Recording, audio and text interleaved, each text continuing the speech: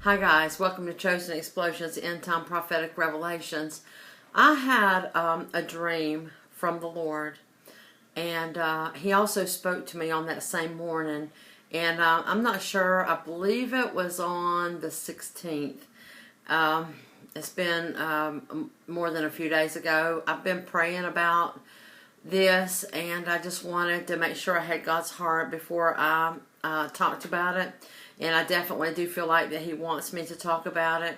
I think that most of you guys know, I know that I do know that that a financial collapse is coming of some sort.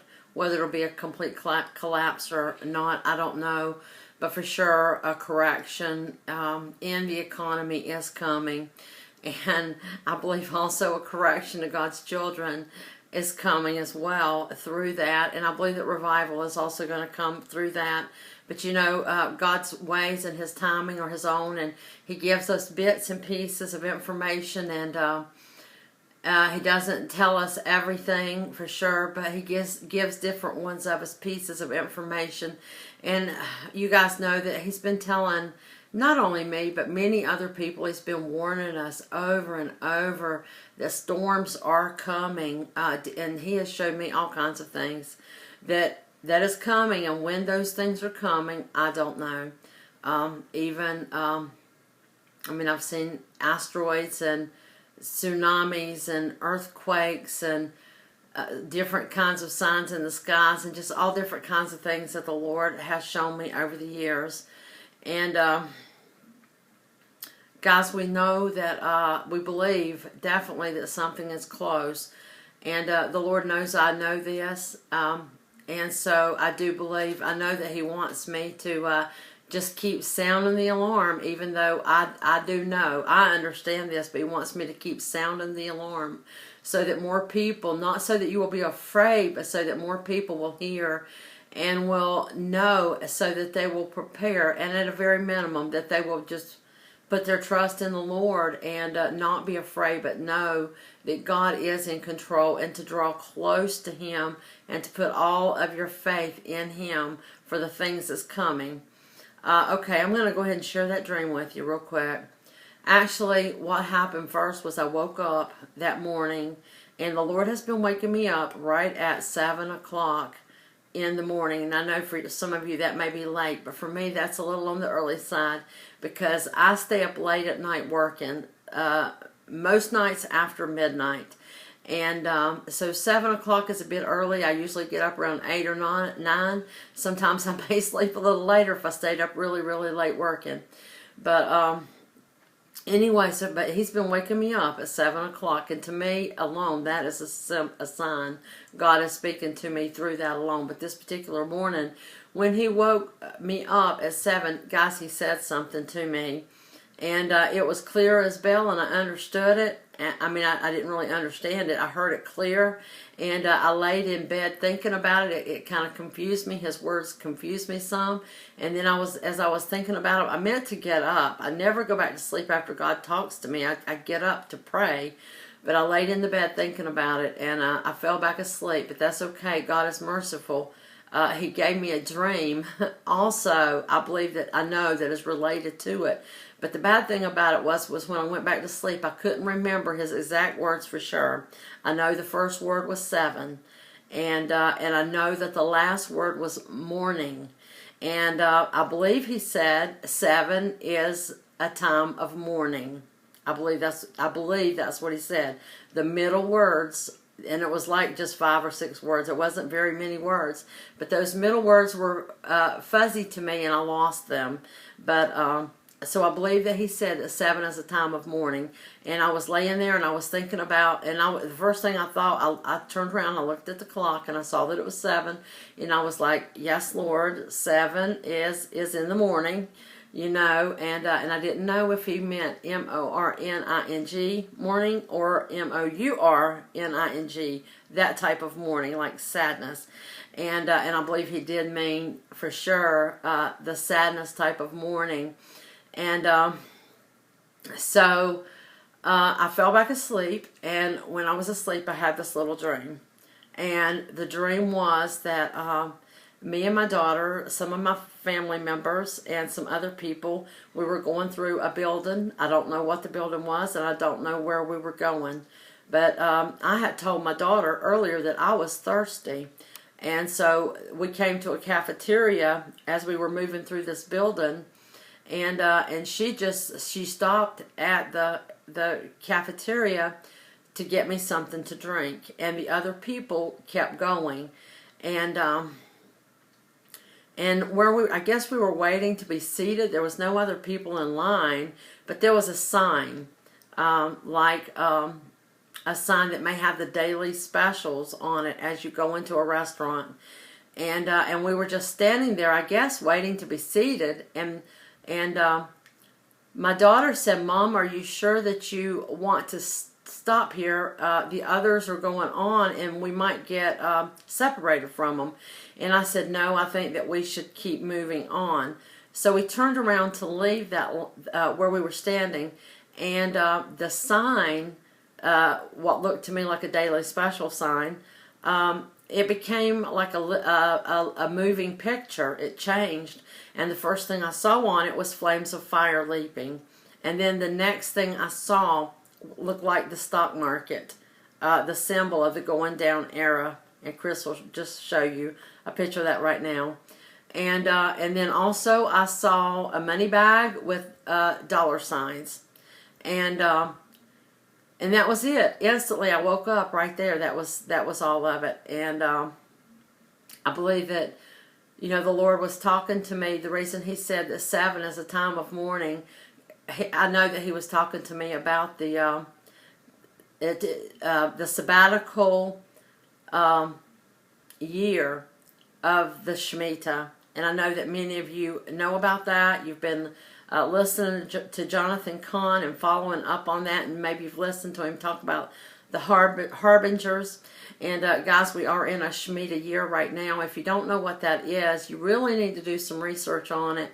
I'll talk about it just for a few minutes here, but he does such a better job, and so I'll just give you some, I'll put some links in the description box below of some articles and some videos that you can look at, or you can just type his name into Google and it'll pop up, and you should listen to what he's saying. But guys, what the Shemitah year, it actually means the release, the fall, the collapse, or the shaking. It's also called the sabbatical year, and it literally means sabbatical means the 7th. So guys, it's a cycle. It's God's cycle of the Sabbath day rest, just like the week. God ordained the weeks of the day. God worked on 6 days, and on the 7th He rested. And God also had a sabbatical year, and on the 7th year there was to be a resting of the ground. They were not to plant any crops during that time, and they were to let people that did not, the poor, come and eat whatever might be growing there, but they were not to plant that year, and that was to give the ground a year's rest. But not only that, but it was also a time of debt cancellation. All debts in Israel were forgiven at that time, and there was other things. Oh yeah, the slaves were all slaves were released during the 7th year, during that sabbatical year, and these things were to happen on the very last day. Some of these things were to happen on the very last day of the sabbatical year, and that's called the Shemitah, the last day. And the Shemitah is Elul 29 on the biblical calendar. And this year, we are in a Shemitah year right now.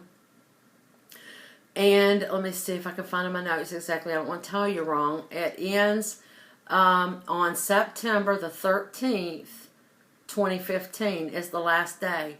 Now, let me tell you, for the last 2 of these, okay, let me tell you this first. That guys, that this was really to be a great blessing for Israel, but when But when they were in rebellion against God, when they were not doing what God would, told them to do, then it would become a curse upon the land. And we can see from the last two, and really it goes further than that. And I'm not going to go that deep into it. I'm going to let you do your own research if you're not already familiar with this. But during the last two 7-year cycles, we witnessed historical stock market crashes, okay, on the very last day of the sabbatical year, or the Shemitah year, which is Elul 29, okay. September the 17th, 2001 was the greatest one-day stock market crash in all of U.S. history up until that time. The Dow plunged 684 points, and it was a record. It was a record up until the next 7 year, up until the next Elul 29, or the next very last day of the Shemitah, or the sabbatical year, which was September 29th, 2008. Okay, and I do want to say also, you guys know that September, 2001 was also the year that the Twin Towers fell. And we know that that is very symbolic of the markets falling, of the money systems of this world falling, okay? On September the 29th, 2008, which was Elul 29, the Dow plummeted 777 points, which still today remains the greatest one-day stock market crash of all times in the United States. And well, I know that we all know that the markets around the world are shaking. There's a great shaking in the financial world going on. I think even I've heard today that the Dow has just gone down, down, down. I'm not sure, over 500 points today, and and we just know all the things that's been going on around the world within the financial markets. So things do not look good. Am I saying for absolutely certain that it will happen on Elul 29, which is, I think it was the 13th?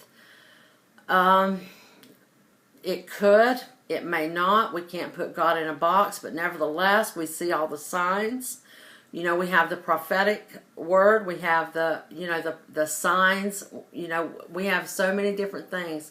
Guys, there is truly just a convergence of all kinds of signs coming together. This says that yes, that we are on the verge of something major. And God has told me that, that He's going to be merciful. The Lord has told me that He's given His people time to prepare. And I wanted to talk about the fire. I jumped right into all this, and I didn't talk about that fire. Because I asked God, why fire? And I know that right now, out in the West, we have all kinds of, fires burning. But I don't think that that's even what God is talking about. I think that symbolically, it's, I believe that He's saying that the financial realm, what's going on, it is like a fire. And you know how when a fire is started, it's just one tiny bit of fire. It's very small, and nobody may even see it. It's burning, but nobody sees it. And then it grows more and more. It gets larger and larger and larger until everybody can see it. And then it's a burning inferno, and then it just keeps moving and moving and moving unless someone puts that fire out. Then it just keeps moving, and it destroys everything in its path. And I believe that that's the Lord is saying that the financial woes that's upon us right now, that it's like a fire. And I don't believe it's in its infant stages. I don't believe it's a tiny little spark right now. I believe it's already burning big, but it's about to burn a whole lot bigger, and people are about to be able to see it. But nevertheless, guys, listen, God's in control. The Lord is in control. And yes, I do believe that it's going to be much worse than 2008. A lot of people lost their jobs. A lot of businesses went under. Things were bad. And I believe that this one's going to be worse, much worse. But I pray not. you know, but listen, we just have to know that God is in control, that I'm not saying God is causing this. He's not. Man has caused this, okay? But nevertheless, God's going to take, you know, what's meant for our harm. He's going to turn it around. He's going to make it work for our good for those who love Him. That He's going to make it work for our good. I believe that the greatest days of the church are right ahead of us. I'm not saying that I don't think we're going to feel pain. I think that we probably are going to feel pain. And I think that that's what God was saying when He said 7 is the time of mourning. Seven is the time of mourning. mourning, great sadness. And I was just doing some reading on a Jewish site, actually, about the Shemitah, not from a Christian perspective, but just how it really is in Israel, and they still do keep the Shemitah today in the land of Israel. And the article said that it brought great stress upon the people because, you know, can you imagine not being able to plant your crops for a year? You know, yes, you know, that would take a lot of faith. It would take a lot of obedience, and it would cause you some stress. And but I think it goes much farther than that. Is that I believe that God is confirming the 7-year cycle, and that He is using that as signs, and He's using it, guys. He's using it for a shaking, and good is going to come out of this. So we have to just trust the Lord, know that that God will feed us.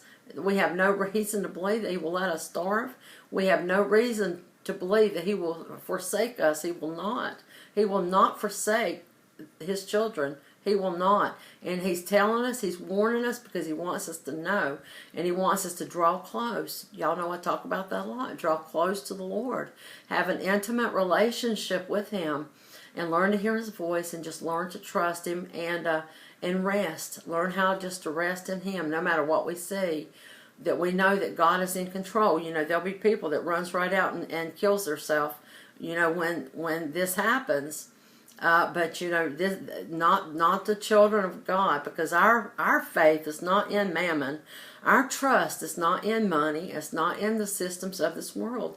Our trust and our faith is in our God, and He is with us, and He will not forsake us. Even if there's no food, He'll still feed us. We can trust Him. I promise you, He's trustworthy.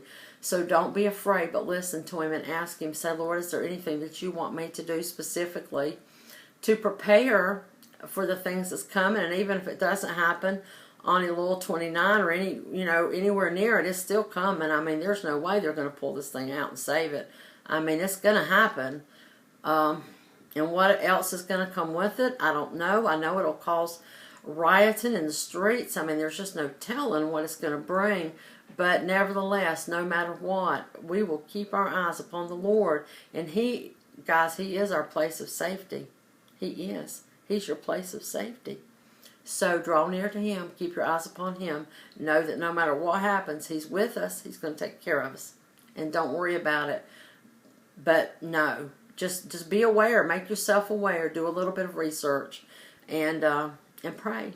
Pray and ask God what He would have you to do. And beyond that, my gosh, pray for the people that don't know God. Pray for them. Those are the ones that my heart goes out to. The ones who do not know God. They don't have God. What are they going to do? They're going to turn to those who do know God. And guys, we have to be full of faith, not full of fear, and not holding our guns ready to kill them when they come near us. And I hear some people talking like that, but that's ridiculous, okay? We're children of the Most High God, and God dwells inside of us, and we can work miracles and multiply food and raise the dead and heal the sick and cast out devils, and we can do all those things because we're full of God. We're full of God, okay?